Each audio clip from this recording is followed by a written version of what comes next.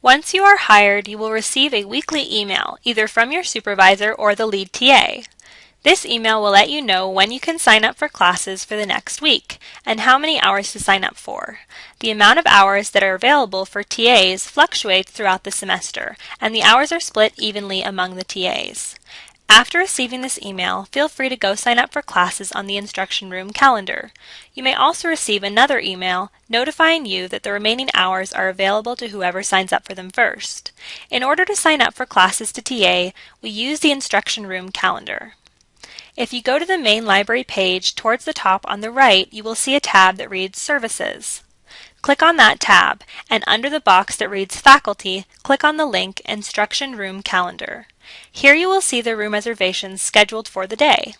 The instruction room number is listed along the top, and the times are listed down the left side. Classes are color-coded yellow, green, and blue reservations need a TA. We do not assist any reservation in gray. Find a class time that works for you and click on it and log in with your net ID and password. At the bottom there are a few options. Click on Edit Reservation.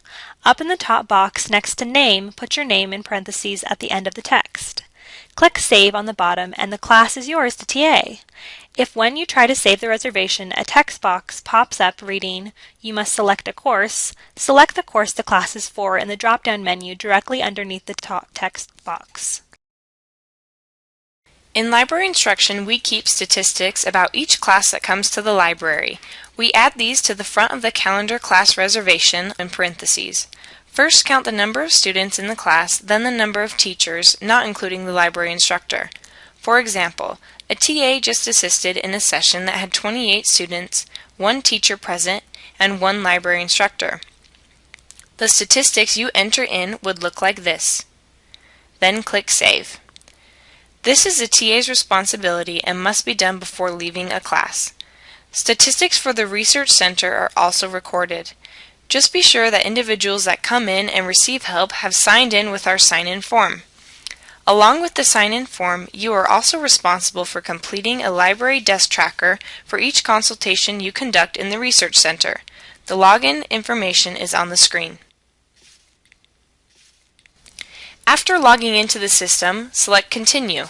The categories you should mark are Reference, the duration of time the student was in the lab, and In Person for the contact type. No additional comments are needed. This needs to be done every time a student is helped, even if you help the same person multiple times.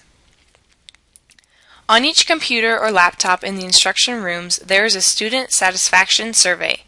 The instruction that students receive is very important, so we like to receive their feedback about their instruction and the instructor. This survey can be done at the end of an instruction session, and students can just click on the instruction room survey on the screen. The decision to have students complete this survey is up to the library instructor, so be sure to notify students about taking it towards the end of the session if it has been requested. Our employees also staff the Research Center for the library. The Research Center is a partnership with the writing department on campus. Students can receive help with conducting research or editing their papers. The Research Center is both a reservation and walk-in service designed primarily to help first-year writing students with their research.